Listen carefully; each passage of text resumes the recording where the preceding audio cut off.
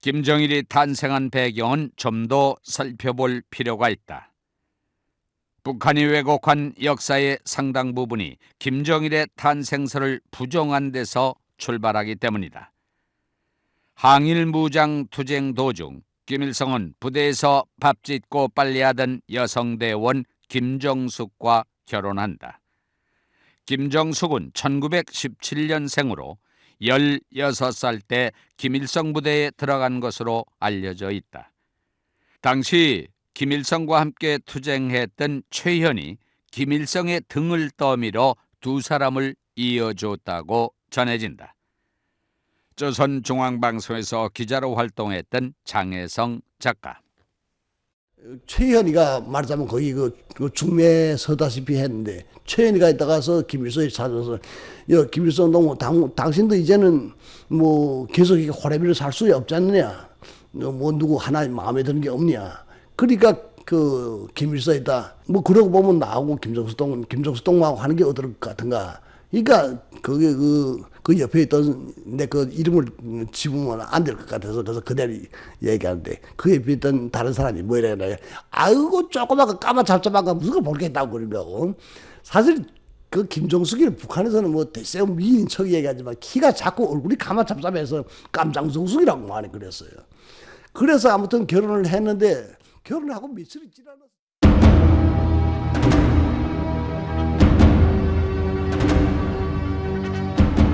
최연의 중매로 김일성과 김정숙이 혼인을 하고 그 사이에 김정일이 태어난 것이다.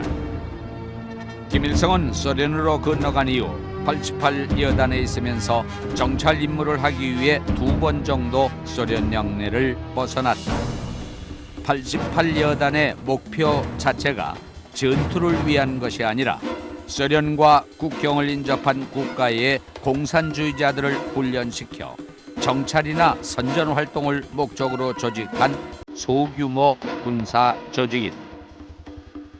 김일성에게 맡겨진 업무는 조선반도에 들어가 일본군 상황을 정찰하는 임무.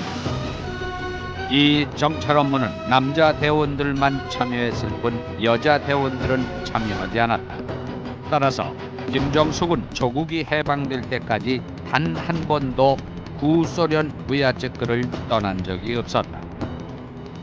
그리고 김일성 역시 1940년 러시아에 피신한 후에는 소련군의 지시 아래 정찰 업무만 2번 나갔을 뿐 전투다운 전투는 해본 적이 없었다. 역사의 진실이 이런데도 불구하고 북한에서는 김일성이 1940년 12월부터 1941년 3월 파그롭스크 회의를 통해 국제연합군 편성을 결정했고 소부대 활동을 했다고 선전하고 있다. 다시 말하지만 김일성은 소련으로 들어간 이후 단 한 차례도 전투 활동을 해본 적이 없었다. 정확하게 당시 소련의 스탈린은 개별적인 전투 활동을 허락하지 않았다.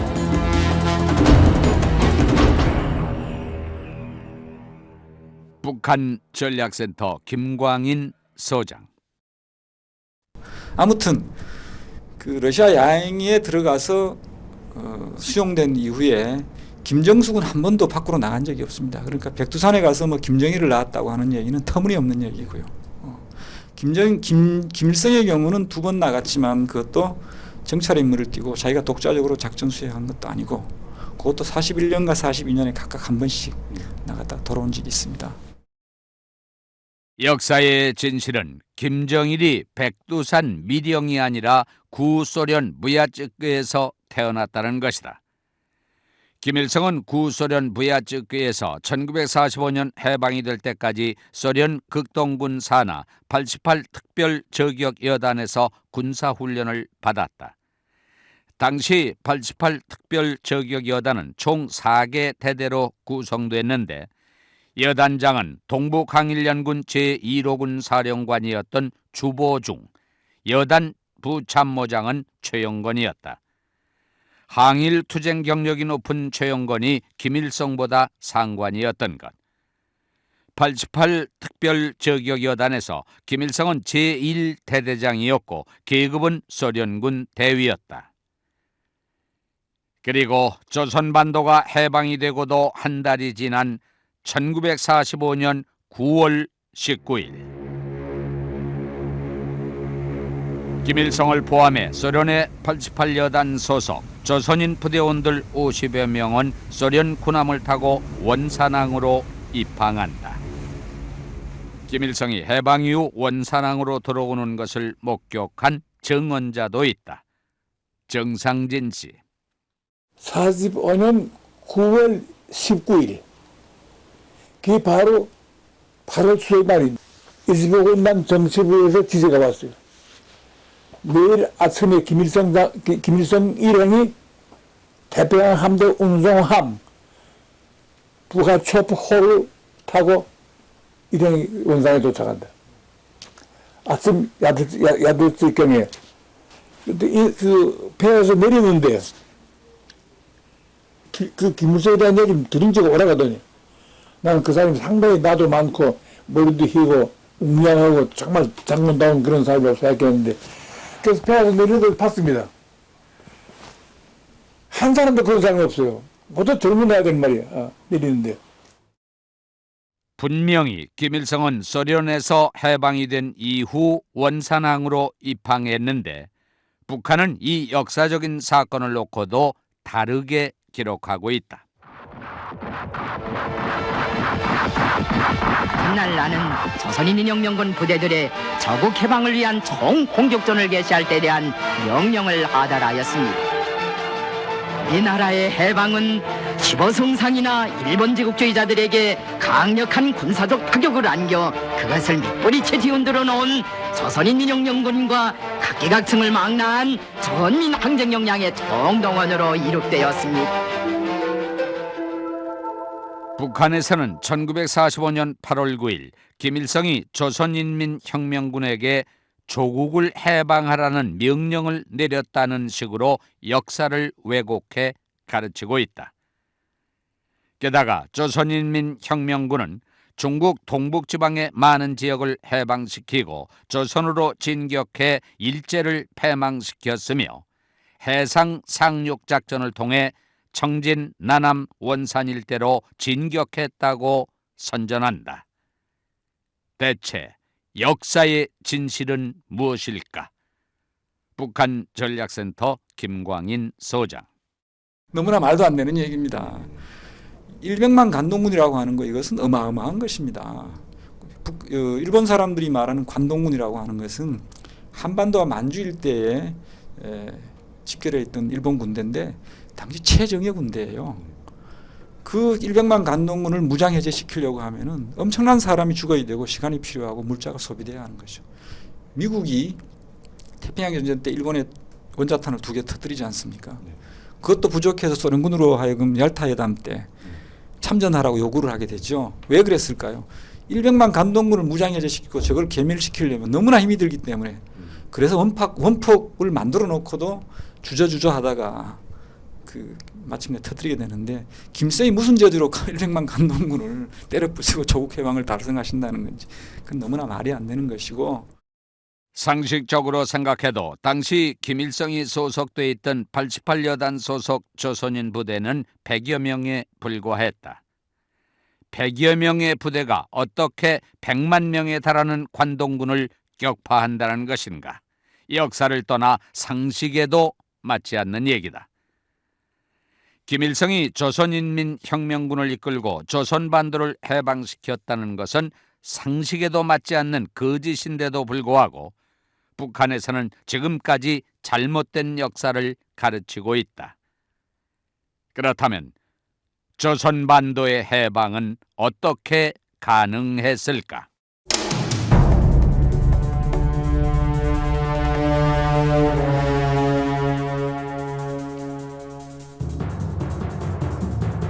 (1945년 2월) 연합국 지도자들이 얄타에서 회담을 했다. 이 자리에서 전쟁 후 조선반도를 적당한 시기에 독립시키겠다고 한 1943년 까이라 회담의 결정을 다시 확인한다. 여기서 미국은 소련 측에 한 가지 제안을 한다. 조선반도를 해방시키기 위해 일본과 전쟁을 하자고 요청한 것. 그러나 소련은 그 자리에서 선뜻 대답을 하지 못한다. 기회를 노렸던 소련은 일본의 패망이 짙어지자 그때서야 전쟁에 나서게 된다. 이 시기 미국은 제2차 세계대전을 중지시키는 중대한 결정을 하게 된다. Our demand has been, and it remains, unconditional surrender. 우리의 요구는 변함없이 무조건적인 항복입니다. 미국의 트루먼 대통령이 일본을 향해 항복을 촉구하는 연설을 한 것이다. 그러나 일본은 이 제안을 받아들이지 않는다. 그러자 미국은 1945년 8월 6일과 9일 일본 히로시마와 나가사키에 원자탄을 투하한다.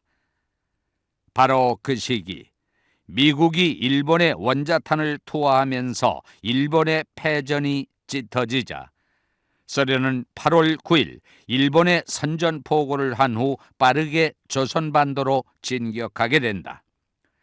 미국의 원자탄 투하로 일본은 완전히 무너졌고 일본의 왕은 1945년 8월 15일 결국 무조건 항복을 하고 만다. 各世界の体制と帝国の現状とに鑑み、非常の措置をもって帰国を 일본의 무조건 항복으로 조선반도는 해방이 된 것이다.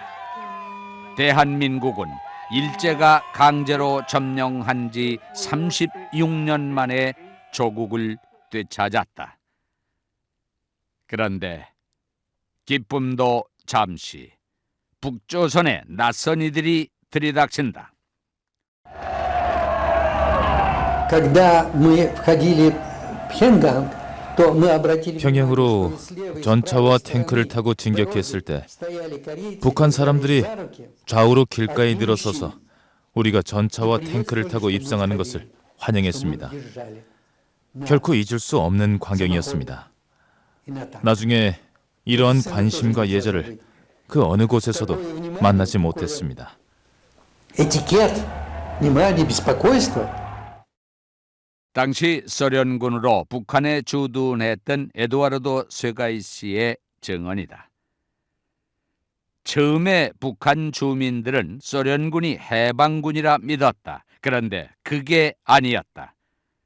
장신대학교 주선의 명예 교수. 소련군이 왔는데 군인들이 정상 군인이 아니더라고. 뭐 아주 이제 감옥에 갇혔던 사람들이 나왔다는데 뭐 빵을 이렇게 메고 다니다가 누워서 베개하고 자다가 그러고는 길에 다니면서 이제 뭐 시계 달라고 시계 해서 말이야. 어떤 사람은 그 시계 빼앗아서 이렇게 타고 다니고 또 여자들 마담 다와이라고 그러고 다와이는 달라는 소리야. 마담 여자 달라고 그러고 막 겁탈하고 여자들 겁탈하고 막 낮에도 그냥 붙들고 그래.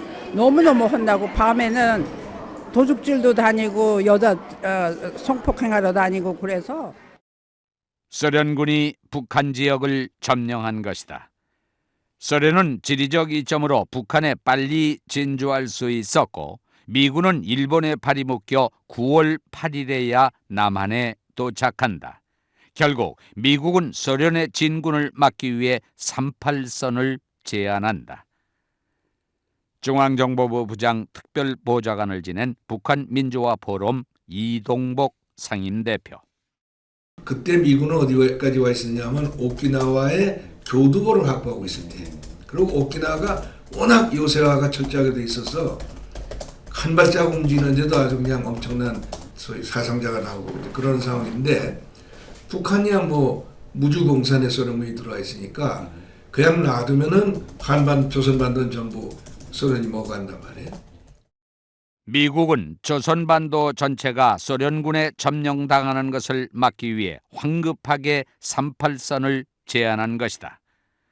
소련의 스탈린은 일본 점령에 참여하게 될 것을 은근히 기대하며 미국의 제안을 받아들인다. 역사의 진실이 이런데도 북한은 지금까지도 미국이 남조선을 점령해 식민지를 만들었다고 주장한다. 1945년 9월 8일 총 한 방 쏘지 않고 남조선을 강점한 미제는 전태국에 대한 전승국의 통치 형식인 군정을 선포했다.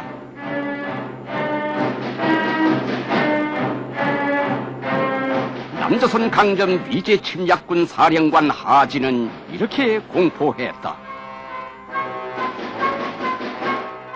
북한의 선전과는 달리 조선반도를 분단시키는 데 앞장선 나라는 소련이었고 소련이 내세운 사람이 바로 김일성이다.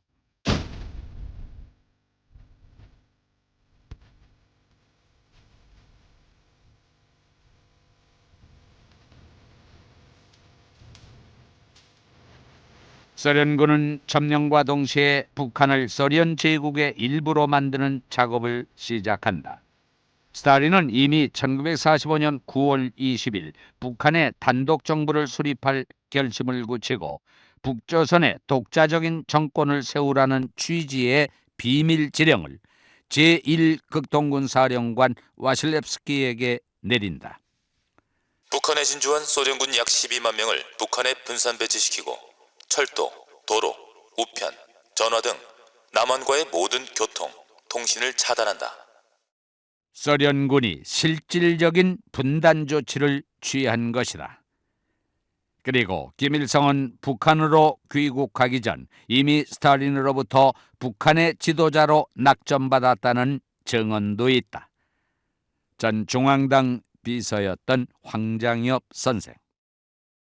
여기 나올 때 똑똑한 건 모르겠는데 하여튼 그 관계 본 사람들한테 말이 이야기되면 김일성이 불리어 가서 모롤톱을 만났다고 그래. 모롤톱 한 데서 아마 위임을 받고서 내려간 것 같아. 그러니까 여기 9월 17일에 원산에 도착했거든. 그때는 벌써 여기 사령관이 마중 나갔어. 여기 주둔군 사령관이 마중 나갔어. 이건 벌써 지도자로서 임명됐다는 걸 의미하지. 여기서 의문점 하나. 김일성은 왜 어떻게 해서 스탈린의 선택을 받았을까? 명지대학교 이지수 교수의 설명이다. 그것은 소련이 점령한 지역에서 소련의 소위 위성 국가가 세워질 때 그 지도자가 어떤 사람이 등장했는가와 비교해 보면 쉽게 알 수 있어요. 즉 동유럽의 사회주의 국가들에서도 누가 지도자로 나섰느냐? 처음에는 뭐 신망 있는 민족주의자 혹은 무슨 대중적 인기가 있는 공산주의자들이 지도자로 나섰었어요. 그러나 그 정권이 안정적으로 되면서 정권이 이제 공산당 정권이 안정화되면서 실제로 이제 실세로 등장한 최후의 승리자는 다 소련의 가장 충성적이고 소련의 의사가 여과 없이 반영될 수 있는 지도자들로 다 형성이 됐습니다. 스탈린이 김일성을 선택한 이유는 김일성이 소련에 충실할 수 있는 인물이었기 때문이다. 스탈린의 선택을 받은 김일성이 북한의 모든 제도를 만들었을까? 역사의 진실은 그렇지 않다. 김일성은 중학교 2학년 중퇴가 전부였고 김일성의 빨치산 세력 60여 명 대부분은 소학교도 나오지 못했다. 88여단에 소속된 조선인 빨치산 중에 중학교를 중퇴한 자는 림춘추, 안길, 김책, 서철 정도. 최영건만이 정주의 오산중학교를 졸업했을 뿐이다. 김일성을 비롯한 빨치산들은 나라를 세울 만한 능력을 갖고 있지 못했다.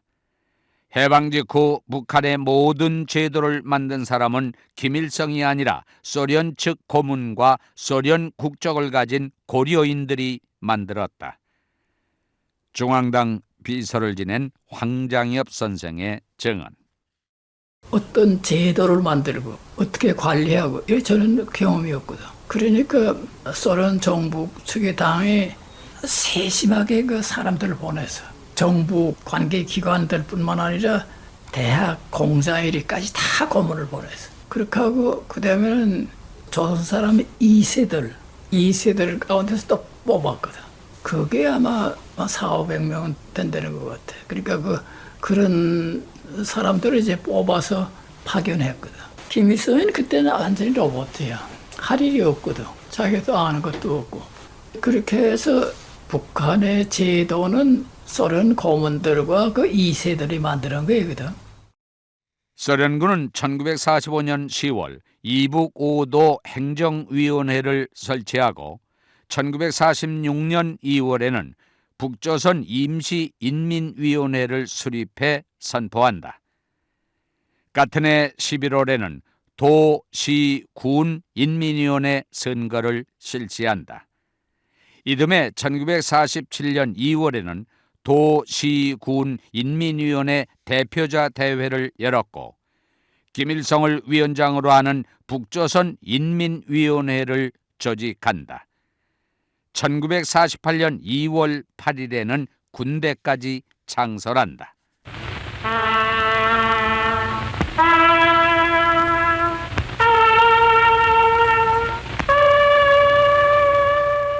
본인 자신의 군대를 가지게 됩니다. 일본 대국 수의자들이 평사같이 학살과 탄압을 당하던 우리 조선인민은 이제는 자기를 보유하는 당당한 국민군대의 자원을 가지게 되었습니다. 소련을 등에 업은 김일성은 북한의 독자적인 국가를 만들기 위해서 이미 모든 준비를 갖추기 시작했던 것이다. 이래도 미국이 조선반도를 분단시켰다는 것인가?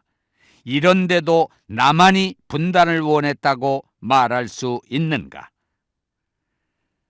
반면 남한은 1948년 5월 단독 선거를 통해 정부를 구성한다.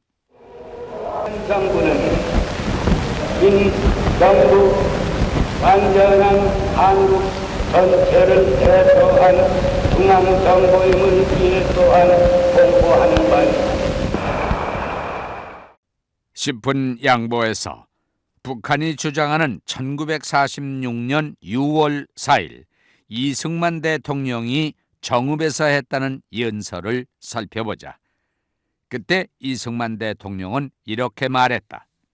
이제 우리는 무기 휴회된 미소 공동위원회가 재개될 기색도 보이지 않으며 통일 정부를 고대하거나 여의치 되지 않으니 우리는 남방만이라도 임시정부 혹은 위원회 같은 것을 조직하여 38 이북에서 소련이 철퇴하도록 세계 국론에 호소하여야 될 것이니 북한에서는 이승만 대통령의 이 발언이 남북 분단의 단서를 연 것으로 억지를 부리고 있으나 이 연설 어디에 남북 분단의 단서가 있다는 것인가? 다시 한번 살펴보기를 바란다. 북한을 공산화하는 소련의 의도를 파악한 대응으로 보이지 않는가? 이제 김일성이 조선반도를 해방은커녕 오히려 분단시켰다는 역사적 진실 하나 더 공개하겠다.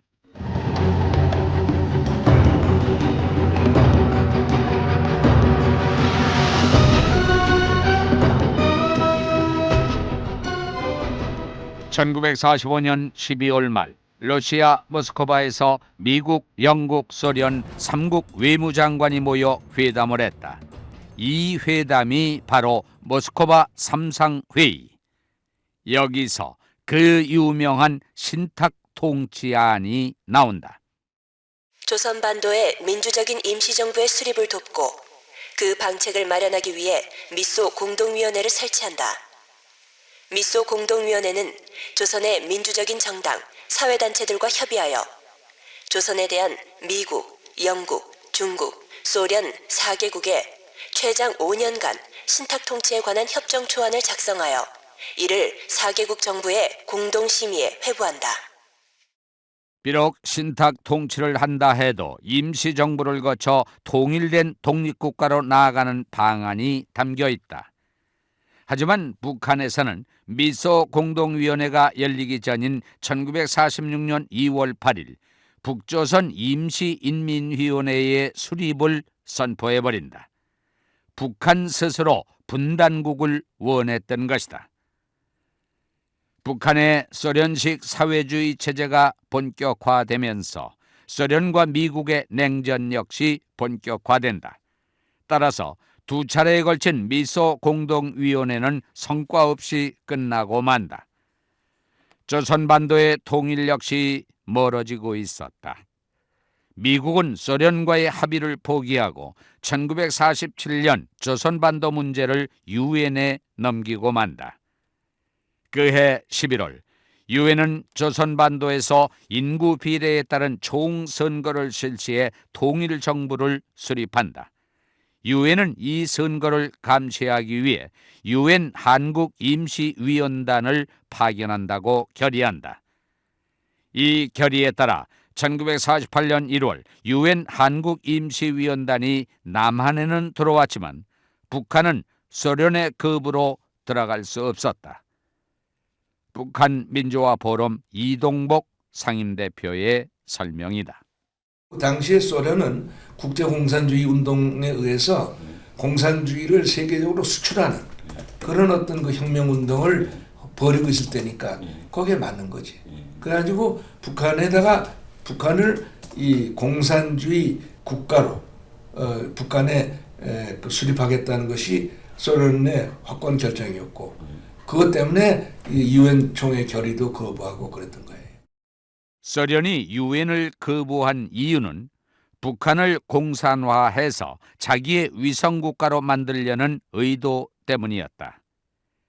어쨌든 소련의 거부로 유엔은 북한에는 들어가지 못했고 1948년 2월 선거 감시가 가능한 지역, 즉 남한에서만 총선거를 실시하기로 결정한다.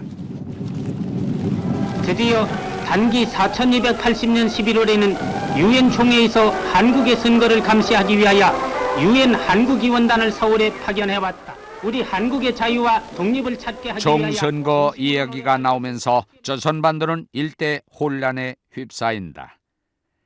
남한은 정치 쟁점도 신탁 통치 문제에서 단독정부 수립에 대한 찬반으로 나누어지고 북한은 남한이 단독정부를 추진하려는 움직임을 강하게 비난한다.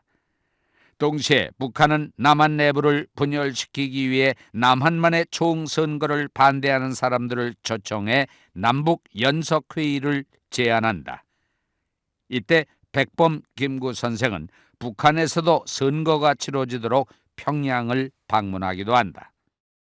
보국 분열의 위기를 만고하기 위하여 남북의 열렬한 애국자들이 일당에 회집하여 민주사주의 독립을 전취할 대결 것은 실로 우리 독립운동의 위대한 발전이며 이와 같은 성대한 회합에 본인이 참석하게 된 것은 큰 영광으로 생각합니다. 하지만 김구 선생의 북한 방문은 아무런 성과를 거두지 못한다. 당시 북한 지역은 이미 소련식 공산주의를 수립하기 위한 준비를 마친 상태였기 때문이다. 따라서 1948년 5월 10일 남한에서만 총선거가 실시되고 그해 8월 15일 남한 정부가 수립된다. 중앙정보부 부장 특별보좌관을 지낸 북한 민주화 포럼 이동복 상임대표의 설명. 유엔에 상정해서 1948년 12월 15일 날 유엔 총회 결의 195-3호를 채택해요. 거기서 뭐라고 하냐면은 1947년 11월 12일자 결의 112-2호가 완전히 이행되지 않았다. 그래서 한반도가 통일이 되지 못했다.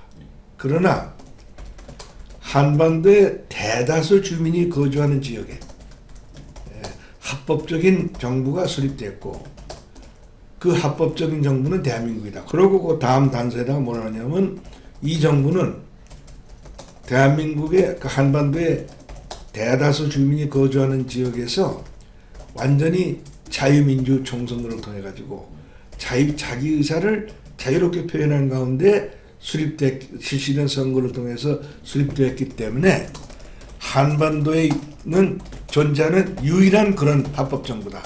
이래서 대한민국 정부가 합법 정부로 유엔의 결의를 받는 거예요. 남한은 국제사회의 결의를 준수해 남한 주민들의 자유 총선거에 의해 정부를 수립한 것이다.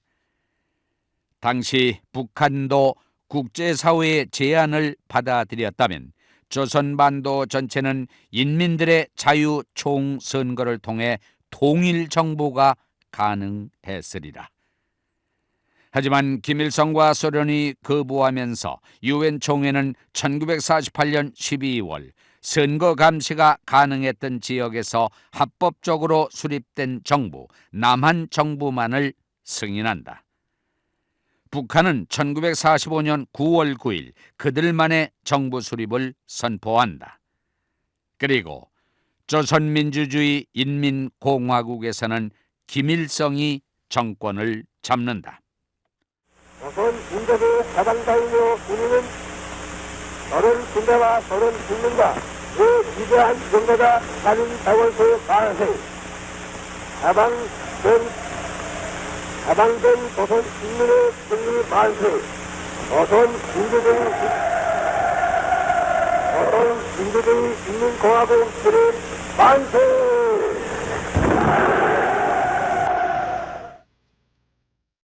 조선 반도는 일제 강점기로부터 벗어난 해방 직후 통일이 될 수 있었던 소중한 기회를 거부하고 말았다. 북한도 이 사실만큼은 억지를 부릴 수 없으리라. 통일을 거부한 김일성은 역사 앞에, 인민 앞에 분단의 책임을 져야 할 것이다.